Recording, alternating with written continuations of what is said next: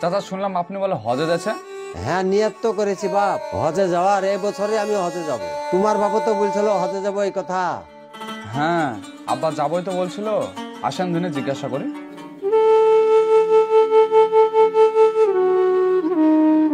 আব্বা তুমি হজে যাবা নাকি?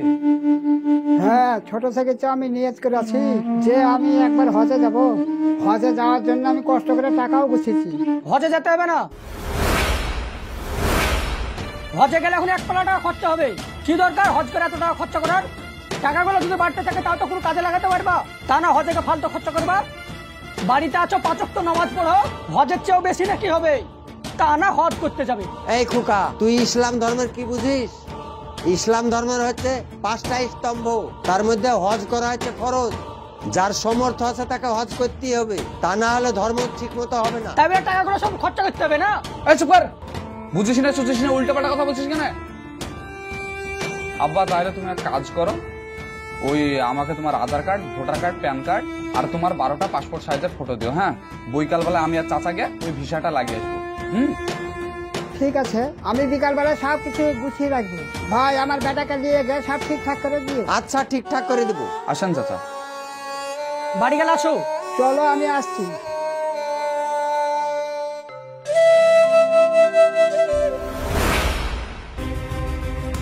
এই কি হয়েছে? হ্যাঁ আব্বা, কি হয়েছে গো? কি হয়েছে তোমার? আর বলো না, তোমার আব্বা সিঁড়ি থেকে পড়ে গেছে, যে খুব মজা লেগেছে। আরে তোমাকে আমি কতবার বলেছি যে এই বয়সে কাজকর্ম করতে হবে না।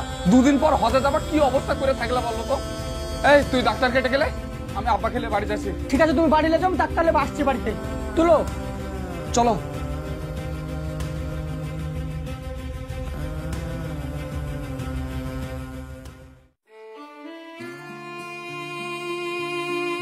আসেন ডাক্তার বাবু।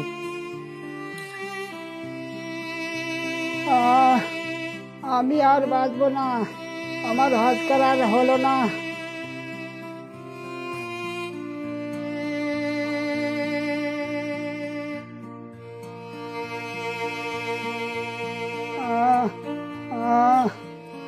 সমস্যাটা কোথায়? মাজায় ডাক্তার বাবু। ঘুরান দেখি।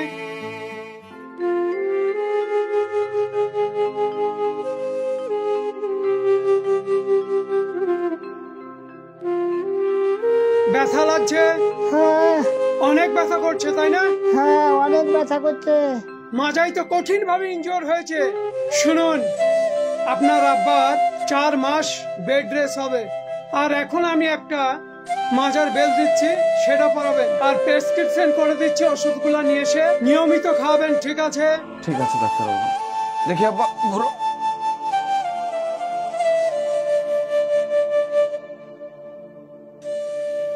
এই ধরুন, যে ওষুধগুলো লিখেছি সেগুলো নিয়ে আসবেন। আজকেই সব ওষুধগুলো নিয়ে আসবেন। ঠিক আছে ডাক্তার বাবু। আমি আসছি।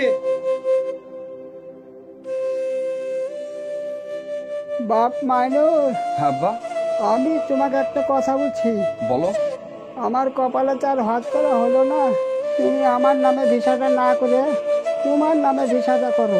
তুমি গিয়ে হজটা করে আসো। কেন ওর নামে কেন ভিসা করবে? আমিও তো তোমার ছেলে, আমি কি হজে যেতে পারবো না যে ওর নামে ভিসা করতে বলছো? আমিও যাবো ওর সাথে। তুইও যদি হজ করতে যাস, আমাকে দেখাশোনা কে করবে? মাইনুল বড় ছেলে, মাইনুলই যাক। আমি অত কিছু জানি না, আমি যাবো ওর সাথে, তাই জানি। আমি যেটা বলছি তোরা সেটা শুন। যাও, তোমার বড় ছেলেকে পাঠাও গো, যাও। বাপ মাইনুল, হ্যাঁ আব্বা বলো। তুমি ভিসা করে হজ করতে গিয়ে তুমি সকল গ্রামবাসীদের জন্য দোয়া করবা, আর আমার জন্য দোয়া করবা, আর সকল বিশ্বের মুসলমানদের জন্য দোয়া করবা। মাইনুল, তুমি আমার এই কথাটা রাখবা, তাহলে আমি মনে শান্তি পাবো। ঠিক আছে আব্বা।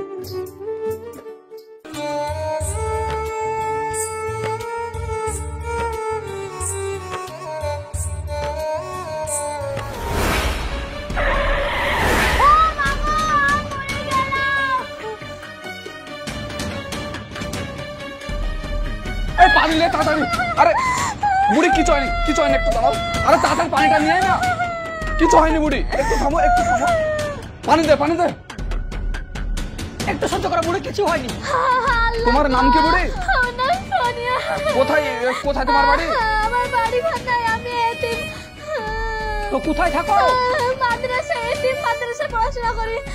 এইভাবে বসে থেকে লাভ নাই, হসপিটালে নিয়ে চলো। ধর ধর আমাগো, আমাগো।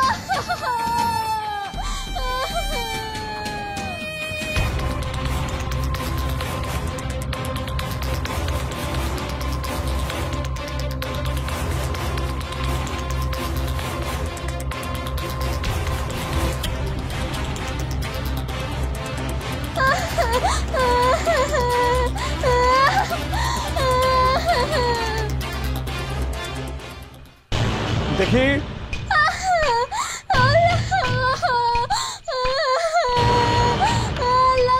একটু চুপ করো, থামো, চুপ করে শুয়ে থাকো।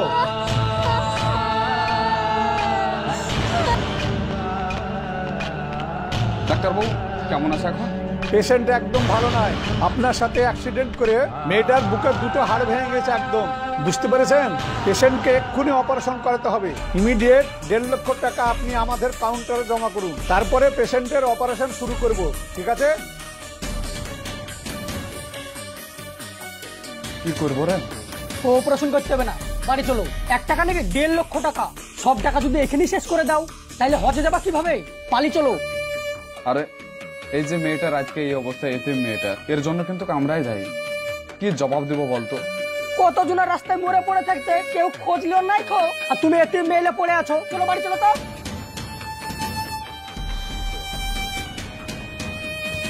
ঠিক আছে তুই দাঁড়া, আমি দেখছি।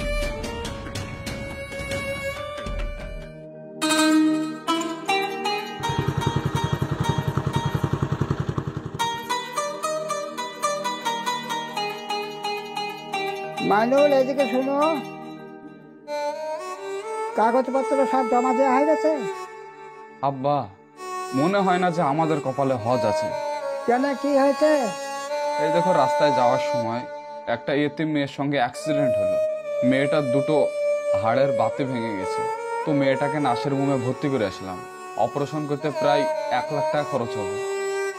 তো ওখানটায় তো অনেক টাকা চলে যাবে, আর মাত্র কিছু টাকা আছে, ওই টাকায় হজ করা হবে। যেটা হয়েছে খুব ভালো হয়েছে বাপ। বাকি যে টাকাটা আছে না, ওই গরিব এতিম অসহায় থেকে টাকাগুলোকে দান করে দাও, তাহলে আল্লাহ আমাদের হজের কাজ এইখানেই কবুল করে নেবে। যাও, বাকি টাকাগুলোকে দান করে যাও। ঠিক আছে, যাও। আব্বা ঘরে যাবা নাকি? না, আমি এইখানেই বসে থাকবো। আমাদের ইসলাম ধর্মে 5টি স্তম্ভ, তার মধ্যে একটি হচ্ছে হজ। যার ক্ষমতা আছে, যার সামর্থ্য আছে, তাদের কিন্তু হজ করা উচিত। এই পবিত্র রমজান মাসে অনেকেরই ইচ্ছা থাকে যে আমি হজে যাব। কেউ কেউ যেতে পারে, আবার কেউ কেউ যে কোনো কারণ বা বিপদে পড়ে যেতে পারে না। যদি ভাগ্যক্রমে যেতে পারছেন না, যে টাকাটা আপনি হজের জন্য রেখেছেন, সেই টাকাটা যদি আপনি কোনো অসহায় গরিব দুঃখী মানুষকে মাদ্রাসায় বা এতিমখানায় দান করেন, তাহলে কিন্তু আল্লাহ একটা হজের সমান নেকি দেয়। সো ভালো থাকবেন, সুস্থ থাকবেন, দেখা হচ্ছে আপনাদের সঙ্গে আবার নেক্সট ভিডিওতে।